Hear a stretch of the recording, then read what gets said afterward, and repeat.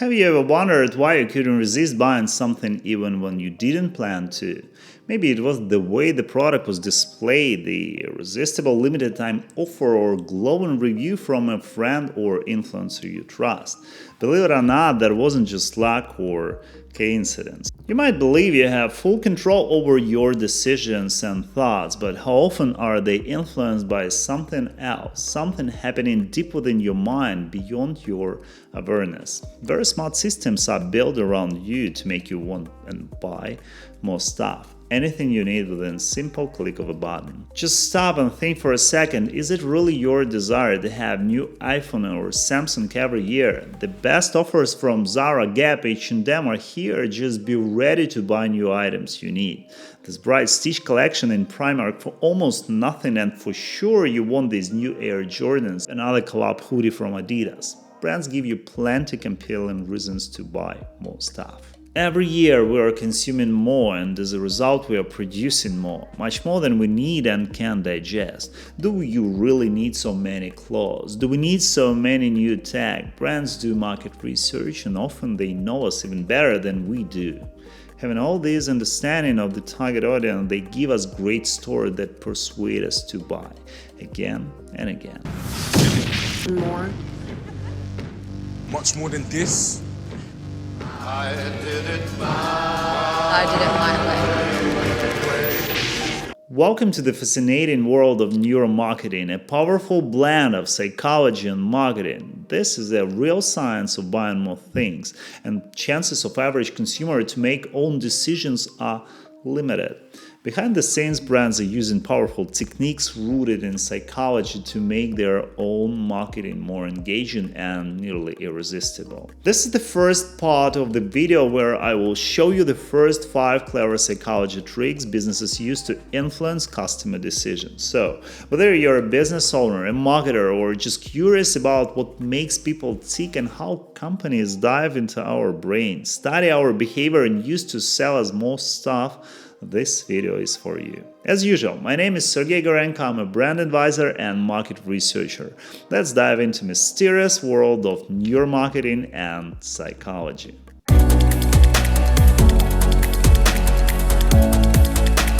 Selling is the key to success in business, and neuromarketing is the art of studying how our brains react to ads, products, and new concepts, new ideas, and new experiences. This is the scientific approach to making us buy more. The brand doesn't exist on a shelf, it exists in our mind, and companies are tapping into our subconscious to figure out what makes us buy and how they can make us buy more often. Consumers, in most cases, need strong enough motivation to buy more often, otherwise businesses will not have their profits they want. In today's complex world, brands use cutting-edge tech to dive into our minds. They use tools like brain scans, eye trackers, and heart rate monitors to understand what grabs our attention and makes us more excited. It's not about brainwashing, it's about understanding the emotions that drive our decisions. Today you can buy whatever you imagine very fast and very easy, simply with a click of a button. I think I just got a can of Coke just for smiling. I was walking down the street and I saw a Coke machine in the bus stop, and it prompted me to smile, and I did, and it gave me a Coke. I think a vending machine in the middle of the city like this is awesome. I smiled at it and it gave me a Coke.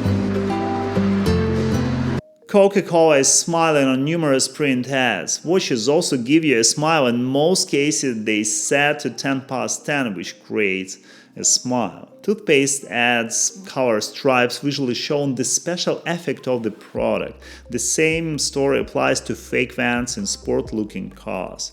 Amazon Smile logo makes you happy on a very deep level. It's not a direct call to action, but all these examples subtly drive positive emotions and make brands more appealing. Find that life is still worthwhile if you just smile.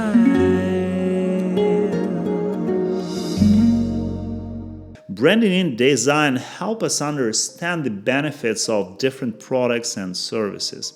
In this and next video, I will show you 10 most powerful and often used psychological triggers in marketing.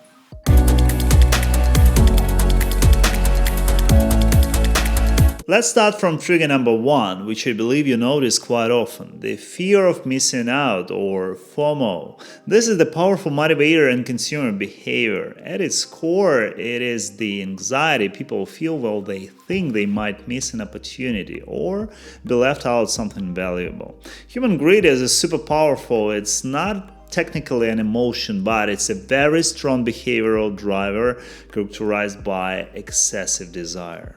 We see it everywhere. When buying a purse, a watch, a car, or an online course, buying crypto or stocks. As humans, we naturally dislike the idea of missing out, and this feeling, this fear of frustration can be harnessed effectively in marketing. FOMO can be triggered by creating a sense of scarcity or urgency around a product, event, or offer. FOMO is always pushing people to act right now rather than putting it off. For business owners and marketers, this tactic is one of the most valuable tools to drive immediate action and engagement. Premium brands like Louis Vuitton, Rolex, Gucci, and many others deliberately limit stock to create urgency and exclusivity. The same story we see every autumn with new iPhone launches. By the way, PlayStation 5 was very limited in the beginning. Scarcity drives desirability. Businesses use this approach to make products more appealing. To use FOMO effectively, consider setting genuine deadlines or limiting the supply of a product. For example, a sale that ends soon or a product with only a few items left in stock. That creates a sense of urgency, and this always motivates potential customers to act before they lose out.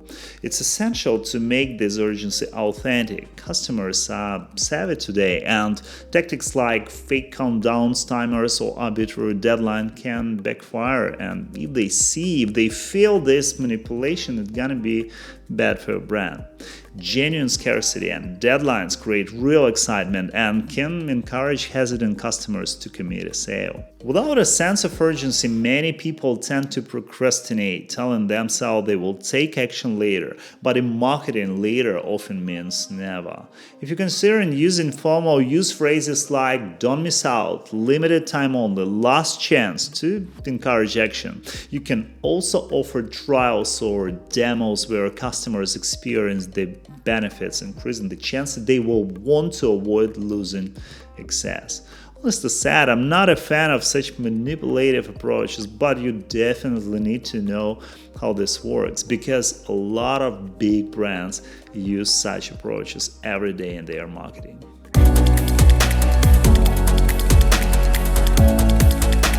The zero-risk effect, also known as the risk compensation theory, describes how people are naturally inclined to avoid risk whenever possible. In marketing, this means that customers are much more likely to engage with a product or service if it feels safe and low risk. If they are faced with a choice between two options, one with some potential downsides and one that seems almost risk-free, they will overwhelmingly lean towards the risk-free option.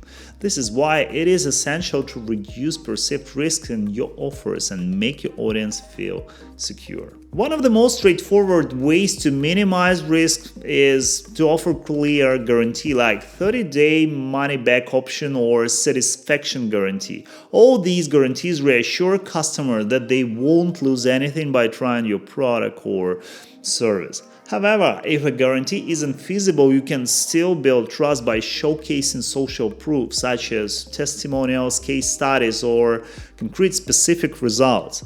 When people see that others have had positive experience, it alleviates concerns, reinforcing that they are making safe, right decision. Guys, if you're enjoying the content, don't forget to hit that like button and subscribe to the channel. This way you will never miss out our latest videos about marketing and strategy. It's totally free, zero risk for you, but it makes a huge difference for our team. Thanks for your support, and we are moving to the psychological trigger number 3, the compromise effect.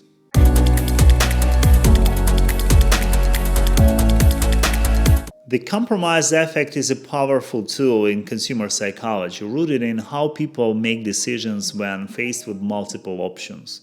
When customers are presented with a range of choices, they often lean towards the middle or compromise option, especially if deciding between a budget and mid-tier and premium option. This tendency makes the middle choice a sweet spot, as it feels like a balanced decision. Not too cheap, not too expensive, making it the safest, most appealing option and most popular for a big group of people. For businesses, structuring your pricing around 3 distinct options can significantly influence customer decisions if you're offering a product or service. By strategically setting a lower price budget option and a higher price premium option, you cater to different customer segments while subtly guiding the majority towards the middle choice. Moreover, labeling this middle option as the most popular or Amazon's choice or chef's special is a great idea. Opinions of others help us to make our choices, especially when we don't have enough information and time to make an informed decision. Very often, it's enough to convince your target audience that other people think that this product is good. The most popular option encourages customers to feel confident about choosing this option. By highlighting middle option, you create a win-win scenario for both customer satisfaction and sales. A good addition to compromise effect, a phenomenon known as anchoring effect.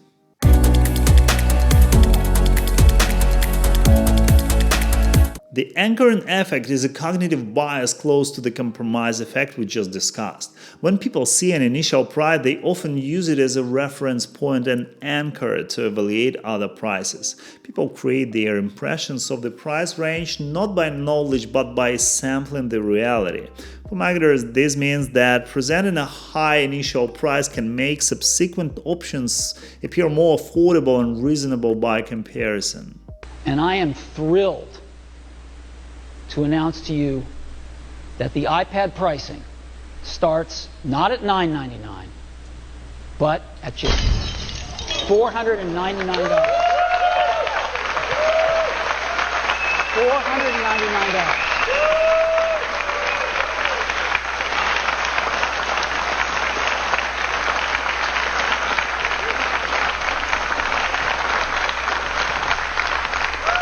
At $499, a lot of people can afford an iPad. For example, if a potential customer sees an expensive item first, everything that follows will likely seem like a better deal, even if those prices are still relatively high. This is why high-priced items are often displayed alongside mid-tier options. By anchoring the customer's perception with the high price, you make that middle option look like a better value, increasing the likelihood that they will choose this mid-tier option.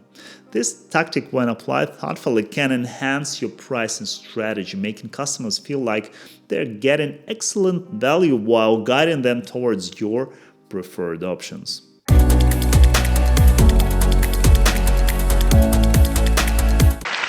We are calling it iPhone.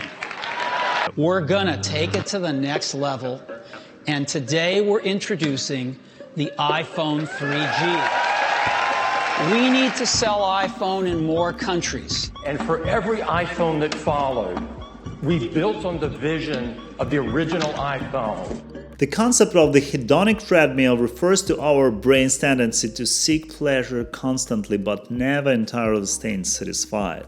We might feel a burst of joy when we first get something we want, but then that feeling fades quickly. The fleeting satisfaction is something that brands know all too well, and they use it to keep us coming back for more.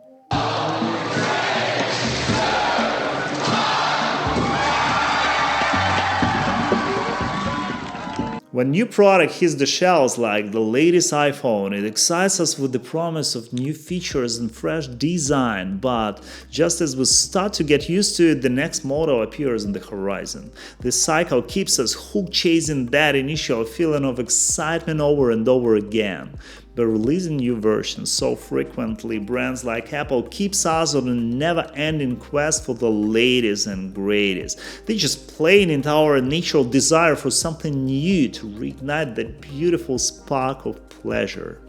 Let's be honest, there is no groundbreaking difference between iPhone 13, 14, 15, 16. Features are mainly the same for regular users. This isn't unique to tech products only. Fashion, gaming, car industries all use Hedonic Treadmill to keep us on the lookout for the next big thing. The pleasure of the current product fades, but the anticipation for what is coming next takes over. In the way brands turn our love for novelty into a cycle that benefits their sales, as we strive to stay on trend to feel up to date. For companies, this Hedonic Treadmill is a powerful tool that keeps us constantly engaged and always ready for the next purchase. Advertising is based on one thing: happiness. And you know what happiness is? Happiness is the smell of a new car. It's freedom from fear. It's a billboard on the side of the road that screams with reassurance that whatever you're doing, it's okay. You are okay. While recording this video, I realized it was at risk of becoming too long, so to keep it concise and easy to follow, I decided to split it into two parts. In this part, we explored first 5 psychological triggers businesses use to drive sales. In the second part of this video, which you can find linked on the screen or in the description below, I will cover 5 more triggers that marketers widely use. So click the link and join me on the continuation. By the way, don't forget to subscribe to this channel, leave a like and share your thoughts in the comment section below. It means a lot for our team. As always, my name is Sergey Gorenko, a brand advisor and market researcher. Take care, and I'll see you in the second part of the video on neuromarketing tricks.